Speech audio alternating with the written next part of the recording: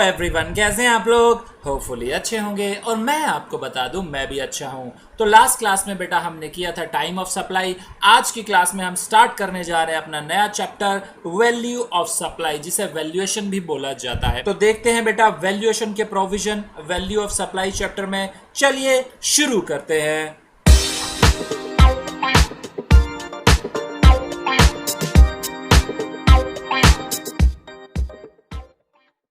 तो जैसा कि बेटा हमने बेसिक क्लासेस में या अर्लियर क्लासेस में भी पढ़ा था कि जीएसटी जो पेबल होता है वो पेबल होता है बेटा सप्लाई पर। सप्लाई किसकी? सप्लाई ऑफ गुड्स और सर्विसेज या supply of goods and services for a consideration in the course और फर्दरेंस ऑफ बिजनेस। ठीक है बेटा, ये हमने समझा था। साथ ही हमने ये भी देखे थे कि कौन कौन से ऐसे प्रोविजन है जहां पर विदाउट कंसिडरेशन भी जीएसटी लग जाया करता था, जो शेड्यूल 1 में सीजीएसटी एक्ट में डिफाइन की गई है, वो भी हमने सप्लाईज कंसिडर की थी। ठीक है बेटा, तो बेसिकली बेटा जीएसटी जो है वो क्या है? एड वैलोरम लेवी है, यानी ये एक परसेंटेज होती है जो लेवी की जाती है on the value of supply of goods और सर्विसेज।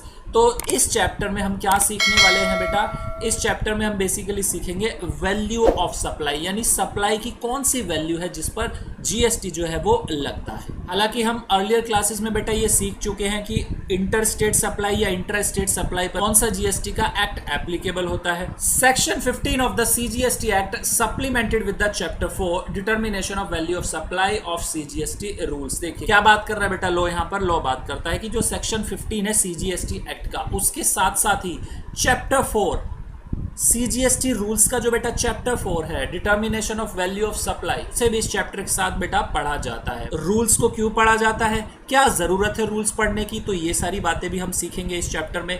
तो फिलहाल के लिए मैं आपको बता दूं, जो सीए इंटरमीडिएट का कोर्स है उसमें सिर्फ और सिर्फ जो स्टूडेंट्स हैं बेटा उन्हें सेक्शन 15 पढ़ना है, लेकिन जो सीएम में या सीएस के स्टूडेंट है बेटा उन्हें सेक्शन 15 के साथ साथ वैल्यूएशन के जो रूल्स हैं, जो सीजीएसटी रूल्स में प्रिस्क्राइब किए गए हैं, वो भी पढ़ने होते हैं। ठीक है बेटा, तो चलिए शुरुआत करते हैं सेक्शन 15 की। Value of supply section 15 of the CGST act 2017 क्या बात करता है? Section 15 value of taxable supply subsection 1। Subsection 1 पर आते हैं बेटा। The value of supply of goods or services or both shall be the transaction value, which is the price actually paid or payable for the said supply of goods or services or both, where the supplier and the recipient of supply are not related and the price is the sole consideration for the supply। देखिए subsection 1 क्या बात कर रहा है कि जो supply हो रही है गुड्स या सर्विसेज की, उनकी वैल्यू क्या होगी? उनकी वैल्यू होगी ट्रांजैक्शन वैल्यू, यानी ट्रांजैक्शन वैल्यू वो वैल्यू है जिस पर जीएसटी अप्लाई किया जाता है। लेकिन साथ में यहां पर दो कंडीशन स्पेसिफिकली मेंशन की गई है सबसेक्शन 1 द्वारा। कौन कौन सी? Number 1, where the supplier and the recipient of supply are not related, यानी सप्लायर और रेसिपिएंट जो है बेटा वो रिलेटेड नहीं होने चाहिए, अनरिलेटेड पर्सन होने चाहिए। And price is the sole consideration for the supply, और प्राइस जो है उसमें सोल कंसिडरेशन होना चाहिए। सप्लाई में प्राइस सोल कंसिडरेशन होना चाहिए, इसका मतलब क्या हुआ? एग्जाम्पल से समझिए बेटा क्या बात कहना चाहता है वो price is the sole consideration में। तो लो बात करता है, सपोज एक पर्सन है बेटा मिस्टर ए, ठीक है, और ये बेटा है सप्लायर। क्या सप्लाई करते हैं? ये बेटा सप्लाई करते हैं सीमेंट की। ठीक है, सीमेंट क्या है बेटा? गुड्स है। ठीक है, अब ये सीमेंट की जो सप्लाई करते हैं, ये सप्लाई करते हैं बेटा 50 kg का एक पैकेज आता है सीमेंट का, और उसे ये बेचते हैं ₹450 में। ठीक है, तो इस केस में बेटा जो ये कंसिडरेशन है 450 रुपीज़ की, ये क्या है? ये सिंपल प्राइस है, यानी केवल और केवल प्राइस यहाँ पर कंसिडरेशन है। इसे बोला जाता है price is the sole consideration. ठीक है बेटा, समझ आ गया। दूसरी बात करें बेटा, अगर मिस्टर है जो सप्लायर है सीमेंट के, वो बेटा इस सीमेंट को सेल करते हैं कितने में? ₹250 प्लस 10 kg ऑफ आटा, यानी एक फूड आइटम भी उन्होंने इसके साथ ऐड कर ली, और ₹250, यानी जो पर्सन इनसे सीमेंट खरीदने आ रहा है वो 250 रुपीज़ भी देगा इन्हें, और साथ में बेटा 10 kg ऑफ आटा वो इन्हें प्रोवाइड कराएगा। तो इस केस में प्राइस जो है बेटा सोल कंसिडरेशन नहीं है, यहाँ पे प्राइस के अलावा एक और आइटम ऐड कर दी गई है बेटा, फूड आइटम। ठीक है, तो इस केस में यहाँ पर जो है सेक्शन 15 सबसेक्शन 1 के प्रोविजन एप्लीकेबल नहीं होंगे। समझ आ गया बेटा क्या बात करता था लॉ? तो कुल मिलाकर अगर हम कहें ट्रांजैक्शन वैल्यू क्या है, ट्रांजैक्शन वैल्यू का मतलब है कि सप्लायर और रेसिपिएंट जो है वो अनरिलेटेड होने चाहिए, यानी supply between unrelated person plus price जो है सोल कंसिडरेशन होना चाहिए, और वो जो वैल्यू कंप्यूट होगी वो क्या कहलाएगी, वो वैल्यू कहलाएगी transaction value under section 15 sub section 1। ठीक है, चलिए नेक्स्ट सब सेक्शन 2 की बात करते हैं। The value of supply shall include, inclusion की बात कर रहा है बेटा। सब सेक्शन 2 जो है वैल्यू ऑफ सप्लाई जो हमने ऊपर पढ़ा ट्रांजैक्शन वैल्यू में, इंक्लूजन की बात कर रहा है कि कौन कौन सी जो आइटम्स है वो इंक्लूड होगी। Number 1, any taxes, duties, cess, fees and charges levied under any law for the time being in force under than this act। तो लॉ बात कर रहा है कि किसी भी तरह के टैक्सेस, ड्यूटीज या सेस या फी या चार्ज जो लेवी किए जा रहे हैं किसी भी एक्ट में जो इंडिया में एप्लीकेबल है, लेकिन जीएसटी एक्ट को छोड़ के। जीएसटी एक्ट का मतलब क्या हुआ बेटा, एसजीएसटी एक्ट हो गया, यूटीजीएसटी एक्ट हो गया, सीजीएसटी एक्ट हो गया, आईजीएसटी एक्ट हो गया, और बेटा जीएसटी कंपनसेशन एक्ट भी इसमें कवर कर लिया गया है। ठीक है, जैसे बेटा बात करें एक एग्जाम्पल की, एक पर्सन है बेटा मिस्टर एक्स, और ये गुड्स जो है बेटा वो सप्लाई किया करते हैं, गुड्स करते हैं बेटा सप्लाई, यानी क्या है ये सप्लायर हो गए। अब देखिए ये जो गुड्स सप्लाई कर रहे हैं उनकी जो वर्थ है बेटा वो है ₹10,000। ठीक है, साथ ही इन गुड्स के रिगार्डिंग जो मिस्टर एक्स है उन्होंने म्युनिसिपल टैक्सेस भी पे किए हैं बेटा, और जो म्युनिसिपल टैक्सेस हैं उनकी वैल्यू कितनी है, उनकी वैल्यू है सपोज ₹1,000। तो इस केस में जो वैल्यू ऑफ सप्लाई होगी यानी जो ट्रांजैक्शन वैल्यू कंप्यूट की जाएगी वो कैसे की जाएगी, ₹10,000 प्लस 1,000 इसमें और ऐड कर दिया जाएगा, और 11,000 क्या हो जाएगी बेटा, ये जो 11,000 रुपीज आएंगे ये हो जाएगी ट्रांजैक्शन वैल्यू। समझ आ गया, वैल्यू ऑफ सप्लाई 11,000। अब इसके ऊपर जो है जीएसटी लगेगा। ठीक है बेटा, चलिए नेक्स्ट सब क्लोज भी बात करता है, any amount that the supplier is liable to pay in relation to such supply but which has been incurred by the recipient of the supply and not included in the price actually paid or payable for the goods or services or both। कि ये वाला जो clause है ये बात करता है कि अगर कोई अमाउंट जो सप्लायर लाइबल था उस सप्लाई के रिलेशन में पे करने के लिए, बट रेसिपिएंट ने जो है वो अमाउंट बेटा पे कर दी है उस सप्लाई के लिए, लेकिन वो जो अमाउंट है जो रेसिपिएंट ने पे की है वो जो प्राइस एक्चुअली पे किए जा रहे हैं सप्लायर को उसमें ऐड नहीं की गई। तो सब क्लॉज भी बात करता है ये जो प्राइस एक्चुअली पे किया गया है रेसिपिएंट के द्वारा सप्लायर को, ये ऐड किया जाएगा उस वैल्यू ऑफ सप्लाई में। जैसे बात करते हैं बेटा सप्लायर की, सप्लायर जो है एक गुड्स प्रोवाइड करा रहा है रेसिपिएंट को। ये जो गुड्स हैं बेटा इन गुड्स को बनवाने के लिए जो सप्लायर है उसे बेटा जॉब वर्क चार्जेस प्रोवाइड कराने पड़ते हैं। ठीक है, वो जॉब वर्क चार्जेस प्रोवाइड करता है किसी थर्ड पार्टीज को, लेकिन इस केस में होता क्या है, जो रेसिपिएंट होता है बेटा गुड्स का वो क्या करता है, अपनी पॉकेट से पे कर देता है ये जॉब वर्क के चार्जेस। ठीक है, अब सप्लायर जो गुड्स की डिलीवरी कर रहा है, जो वैल्यू चार्ज कर रहा है रेसिपिएंट से, उसमें बेटा ये चार्जेस उसने इंक्लूड नहीं किए। तो लॉ बात करता है जो भी वैल्यू ऑफ सप्लाई डिटरमाइन की जाएगी इस केस में उसमें बेटा ये जॉब वर्क चार्जेस भी इंक्लूड किए जाएंगे। सपोज जो गुड्स है बेटा, गुड्स की जो वर्थ है बेटा वो है ₹1,00,000।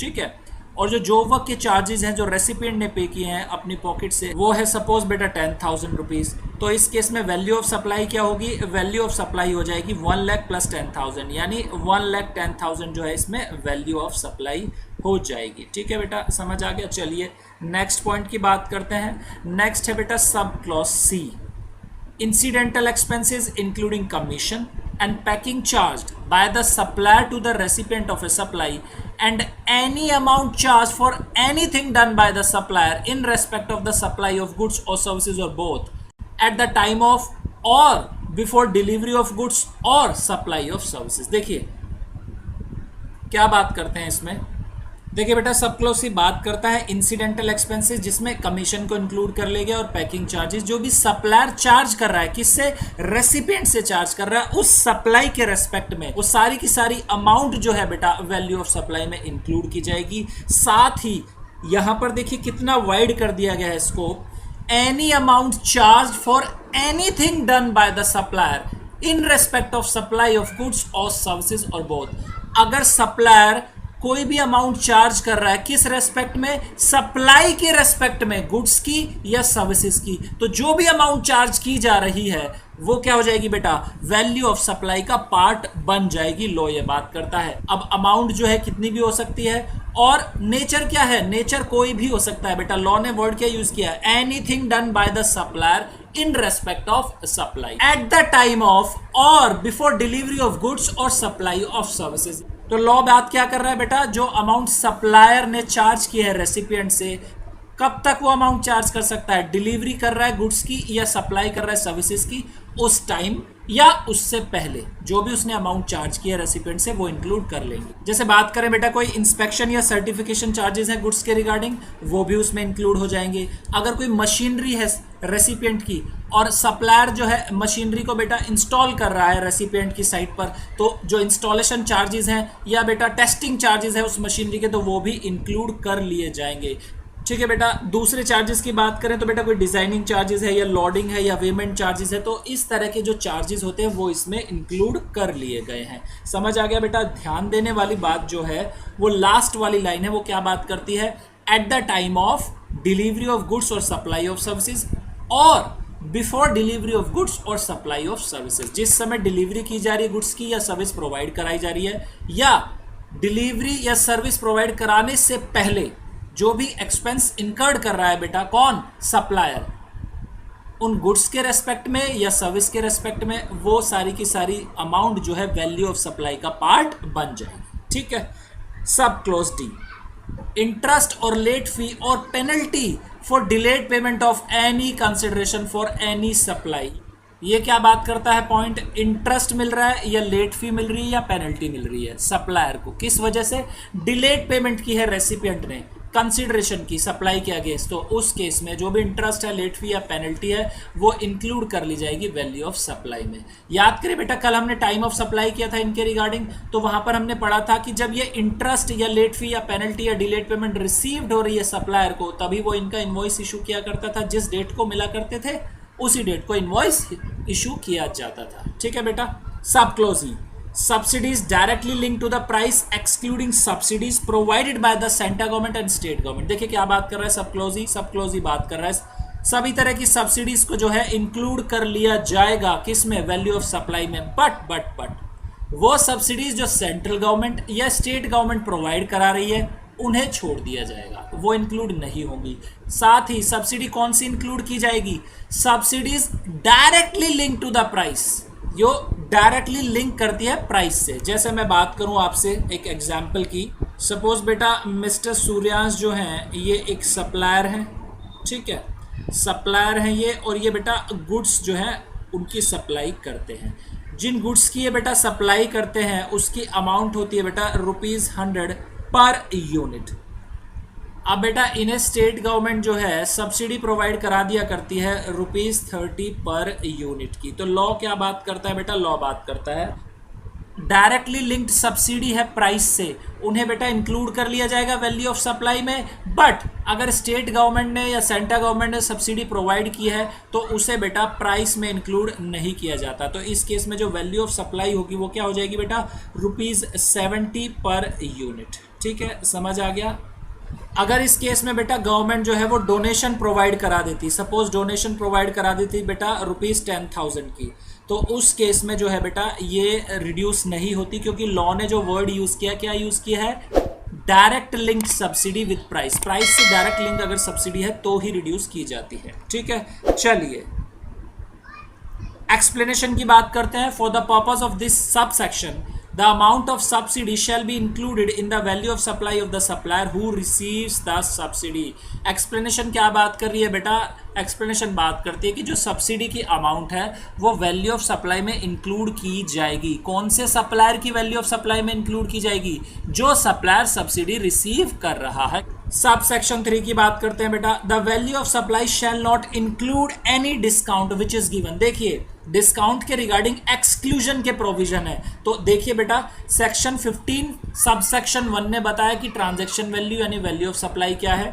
दूसरा सब सेक्शन 2 बेटा डिफाइन करता है 5 टाइप के इंक्लूजन। सब क्लोज ए में टैक्सेस, ड्यूटी, सेस, फी, चार्ज और सब क्लोज बी में कोई भी अमाउंट अगर रेसिपिएंट पे कर रहा है सप्लाई के रिगार्डिंग तो वो इंक्लूड कर ली जाएगी। सब क्लोज सी बात करते थे बट इंसिडेंटल एक्सपेंसेस की इंक्लूडिंग कमीशन एंड पैकिंग, और कोई भी अमाउंट चार्ज की है सप्लायर ने रेसिपिएंट से eight the time of delivery of goods और सप्लाई ऑफ सर्विसेज और बिफोर डिलीवरी ऑफ गुड्स और सप्लाई ऑफ सर्विसेज। और सब क्लोज डी बात करता था बेटा इंटरेस्ट की, लेट फी या पेनल्टी की, और सब क्लोज ही सब्सिडी की। ये इंक्लूजन की बातें हो गई थी। अब सब क्लोज 3 जो डिफाइन कर रहा है बेटा वो क्या डिफाइन कर रहा है? एक्सक्लूजन की बात कर रहा है, डिस्काउंट को एक्सक्लूड करने की बात कर रहा है। ठीक है बेटा, तो समझते हैं क्या बात करता है। क्लोज ए, बिफोर और at the time of supply if such discount has been duly recorded in the invoice issued in respect of such supply. देखिए अगर डिस्काउंट की जो वैल्यू है बेटा वो इनवॉइस में रिकॉर्ड कर ली गई है, और ये डिस्काउंट की जो वैल्यू है ये कब प्रोवाइड कराई जा रही है, या तो सप्लाई करने से पहले या सप्लाई के टाइम पर, तो डिस्काउंट की वैल्यू इंक्लूड नहीं की जाएगी। Next, after the supply has been effected, अब सप्लाई हो गई है तो उस केस में बेटा 2 केस बनेंगे। Number 1, such discount is established in terms of an agreement entered into at or before the time of such supply and specifically linked to relevant invoices। देखिए सब क्लोज आई क्या बात कर रहा है कि जो डिस्काउंट प्रोवाइड कराया जा रहा है रेसिपिएंट को, वो डिस्काउंट जो है बेटा एक एग्रीमेंट के थ्रू प्रोवाइड कराया जा रहा है, और वो जो एग्रीमेंट है सप्लाई के टाइम पर या सप्लाई करने से पहले वो एग्रीमेंट बन गया था रेसिपिएंट और सप्लायर के बीच में, तब डिस्काउंट जो है बेटा अलाउ किया जाएगा, यानी एक्सक्लूड कर दिया जाएगा। इन केस बेटा ये जो एग्रीमेंट है ये सप्लाई होने के बाद बनता तो उस केस में डिस्काउंट की वैल्यू एक्सक्लूड नहीं होती। ठीक है, समझ आ गया। सब close double I, input tax credit as is attributable to the discount on the basis of document issued by the supplier has been reversed by the recipient of supply। तो law इसमें बात कर रहा है कि बेटा जो डिस्काउंट के अगेंस्ट आईटीसी है, रेसिपिएंट को उस आईटीसी को बेटा रिवर्स करना पड़ेगा, रेसिपिएंट उस आईटीसी को नहीं ले सकता। क्यों नहीं ले सकता? क्योंकि बेटा लॉ ने जो है डिस्काउंट जो है ऑलरेडी रिड्यूस कर दिया उसकी वैल्यू ऑफ सप्लाई में से, इसलिए आईटीसी उसे प्रोवाइड नहीं करा रहे। इनकेस अगर वैल्यू ऑफ सप्लाई का वो पार्ट बनता है डिस्काउंट तो आईटीसी बेटा मिल जाएगा। ठीक है, तो बेसिक रूल क्या बना बेटा डिस्काउंट के केस में, समझिए। बिफोर और at the time of supply, यानी सप्लाई करने से पहले या सप्लाई करते समय, गुड्स या सर्विसेज की कुछ भी हो सकता है। डिस्काउंट अगर कम्युनिकेट कर दिया जाता है, रेसिपिएंट को बता दिया जाता है, तो बेटा वो वैल्यू ऑफ सप्लाई में इंक्लूड नहीं होगा। पोस्ट सप्लाई अगर डिस्काउंट दिया जा रहा है तो वो वैल्यू ऑफ सप्लाई में इंक्लूड हो जाएगा। लेकिन बेटा इसकी एक्सेप्शन है, अगर पोस्ट सप्लाई का जो डिस्काउंट है बेटा वो प्रोवाइड कराया जाता है एक एग्रीमेंट के थ्रू, और वो जो एग्रीमेंट है वो कब बना है, बिफोर और at the time of supply, तो उस केस में डिस्काउंट जो है बेटा एक्सक्लूड कर दिया जाएगा वैल्यू ऑफ सप्लाई में से। लेकिन जो रेसिपिएंट है बेटा उस केस में उसे आईटीसी रिवर्स करना पड़ेगा। ठीक है, समझ आ गया। चलिए अब सर्कुलर करते हैं बेटा। सीबीआईसी का सर्कुलर आया था डिस्काउंट के रिगार्डिंग, सर्कुलर नंबर 92/11/2019, 7 मार्च 2019 को ये सर्कुलर आया था। तो क्या बात करता है सर्कुलर, आइए समझिए। Allowability of certain specific types of discounts offered by the supplier as clarified by circular number 92/11/2019, GST dated 7th March 2019। ठीक है बेटा, इतनी बात मैं आपको बता चुका हूं पहले ही। Number 1, staggered discount. Staggered discount कौन से होते हैं बेटा, जो इंक्रीज करते हैं क्वांटिटी के साथ। जैसे आपने कई बार सुना होगा, एक आइटम लेंगे 10% डिस्काउंट, 2 आइटम लेंगे तो 20% डिस्काउंट, 3 लेंगे तो 30% डिस्काउंट। ये क्या होता है बेटा, स्टेगर्ड डिस्काउंट होता है, जहां पर डिस्काउंट का जो रेट होता है वो इंक्रीज होता जाता है परचेज वॉल्यूम के साथ। आप मुझे बताएं, क्या ये प्री कम्युनिकेट कर दिए जाते हैं, यानी सप्लाई करने से पहले ये एसएससी को पता होता है कि उसे ऐसा डिस्काउंट मिलने वाला है? Answer is yes. तो बेटा क्या ये इंक्लूड होंगे या एक्सक्लूड होंगे वैल्यू ऑफ सप्लाई में से? ऑब्वियसली एक्सक्लूड होंगे, क्योंकि इस रेसिपिएंट को पता है।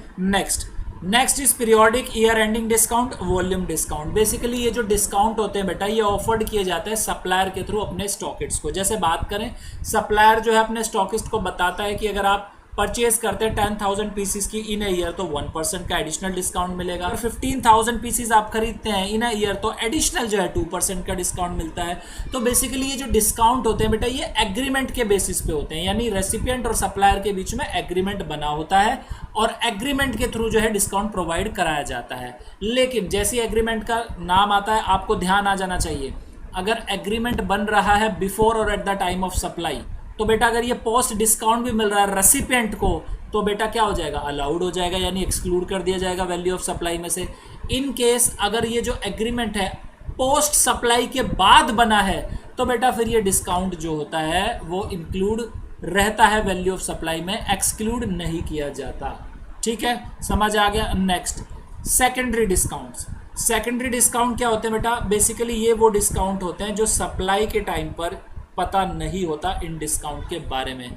जैसे बेटा बात करें एक एग्जांपल की, मैसर्स ए जो है एक कैंडल सप्लायर है, वो कैंडल की सप्लाई करते हैं, और मैसर्स बी जो है बेटा रेसिपिएंट है। अब मैसर्स ए जो है 10 रुपीज़ पर पैकेट जो है कैंडल की सप्लाई करते हैं मैसर्स बी को।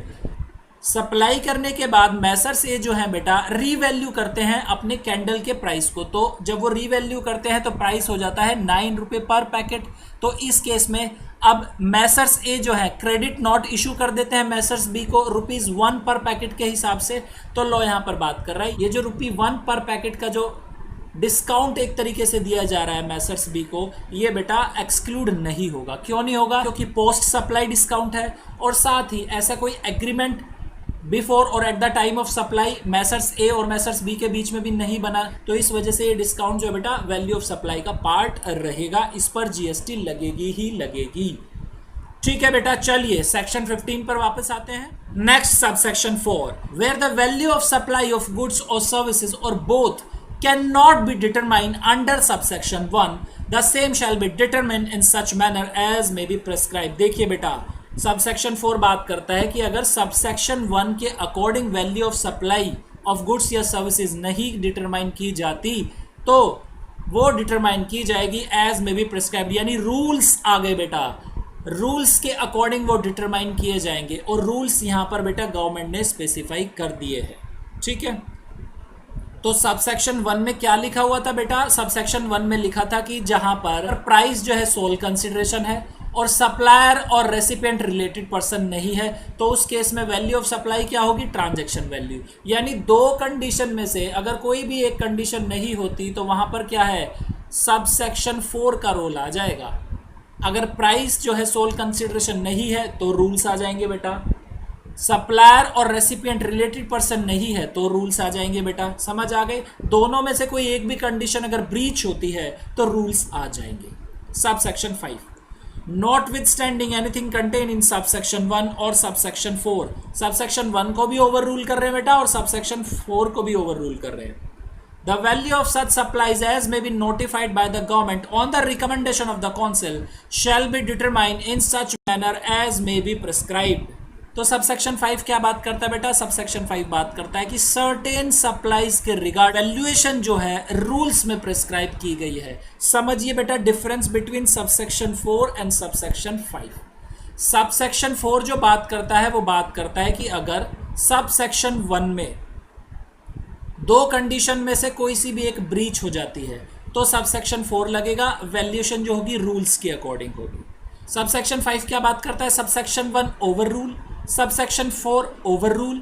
सबसेक्शन 5 में सेंट्रल गवर्नमेंट ने सर्टेन सप्लाईज जो है बेटा स्पेसिफाई कर रखी है, और उन सर्टेन सप्लाईज को जो है बेटा उनका वैल्यूएशन का जो मेथड है वो रूल्स में प्रोवाइड किया गया है। समझ आया बेटा। एक बात मैं और बता दूं आपको बेटा, जो रूल्स प्रिस्क्राइब किए गए हैं वैल्यूएशन के रूल्स, वो बेटा रूल नंबर 27 से लेके 35 तक जो है गवर्नमेंट ने प्रिस्क्राइब कर रखे हैं। आज की जो क्लास है उसमें हम सेक्शन 15 को ही कवर करेंगे। ठीक है बेटा। Explanation for the purpose of this act, person shall be deemed to be related person if. Related person का जो कंसेप्ट है, जो एक्सप्लेनेशन है सेक्शन 15 की, बेटा हम इसे ऑलरेडी कवर कर चुके हैं जब हमने किया था टॉपिक कंसेप्ट ऑफ सप्लाई। तो इन केस अगर किसी स्टूडेंट की वो क्लास मिस है तो वहाँ पर उसे देख सकता है, आई बटन जो है यहाँ से वो लिंक जो है मिल जाएगा, अदरवाइज आपको डिस्क्रिप्शन बॉक्स में भी मिल जाएगा लिंक। तो रिलेटेड पर्सन सिर्फ ओवरव्यू पढ़ लेते हैं, डिटेल में हम इसे कर चुके हैं। रिलेटेड पर्सन कब कहलाएंगे किसी पर्सन के, if such person are officer or director of one other businesses, such person are legally recognised partner in business, such person are employer and employee, any person directly or indirectly owns, control or holds 25% or more of outstanding voting stock or share of both of them. One of them directly or indirectly controls the other. Both of them are directly or indirectly controlled by a third person, or together they directly or indirectly control a third person, or they are member of the same family. तो वो क्या कहलाते हैं बेटा? Relative person कहलाते हैं. Law बात करता है कि जो पर्सन है उसमें लीगल पर्सन भी इंक्लूड कर लिया गया है. जो पर्सन की डेफिनेशन हमने करी थी उसमें लीगल पर्सन भी इंक्लूड है. एक्सप्लेनेशन बी ये बात करती है, persons who are associated in the business of one another in that one is the sole agent or sole distributor or sole concessioner howsoever described of other shall be deemed to be related. देखिए कि बेटा explanation सी क्या बात करती है. Explanation सी बताती है कि अगर पर्सन एक दूसरे के बिजनेस में ऐसे एसोसिएट हो रखे हैं कि एक पर्सन दूसरे पर्सन का क्या है, सोल एजेंट है या सोल डिस्ट्रीब्यूटर है या सोल कंसेशनर है, तो उस केस में उन पर्सन को क्या माना जाएगा? आपस में रिलेटेड माना जाएगा. ठीक है बेटा, समझ आ गया. तो यहाँ पर बेटा हमारा सेक्शन 15 खत्म होता है. यहाँ पर हमारे सीए इंटरमीडिएट के जो स्टूडेंट हैं उनकी वैल्यूएशन की क्लास भी खत्म होती है. कल की क्लास जो होगी वो वैल्यूएशन रूल्स की होंगी जो रिलेट करते हैं सबसेक्शन 4 और सबसेक्शन 5 ऑफ सेक्शन 15 से. ठीक है, तो कल की क्लास में रूल्स करेंगे. तो आज की क्लास में बेटा इतना ही. तो ये थी बेटा हमारी आज की क्लास. अब आप करिए इसका रिवीजन. इन केस अगर आपको आती है कोई प्रॉब्लम तो आप हमें कमेंट सेक्शन में लिख सकते हैं या आप हमें व्हाट्सएप कर सकते हैं. हमारा व्हाट्सएप नंबर है 8287377353. तो बेटा मिलते हैं नेक्स्ट क्लास में.